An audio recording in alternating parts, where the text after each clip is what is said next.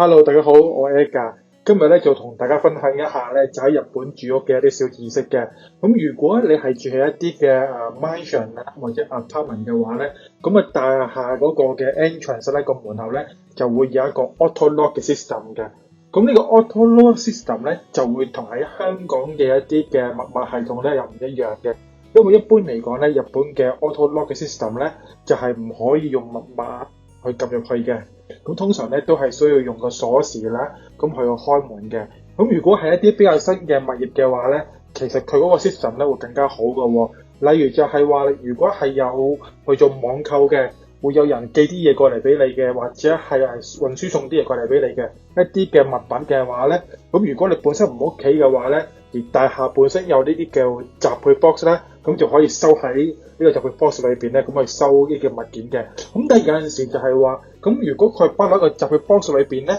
其實我唔知道件嘢喺唔喺度嘅喎。咁通常嚟講咧，我哋都會係開個郵箱咧，咁就會睇下會唔會有張紙咧，就講翻咧我已經咧就將嗰件物件咧就放喺個集配 box 裏邊㗎啦。咁一般嚟講都會咁樣嘅。咁但係如果係比較新嘅話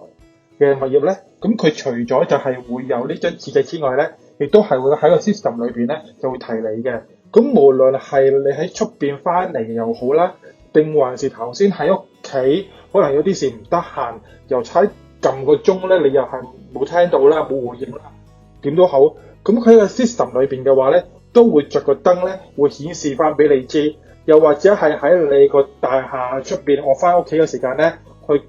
撳嗰個門咧，去開門嗰時咧，亦都係會有個alert咧去提你嘅。咁所以咧，其實係非常之方便。所以住一啲比較新嘅樓咧，佢嗰個嘅 entrance 嗰個嘅 auto lock system 咧，除咗係方便係開門，或者係有人揾你去做一個 video 嘅對應之外咧，咁亦都係可以喺集配 box 嗰方面咧有埋一個提示咧，咁係方便我哋嘅。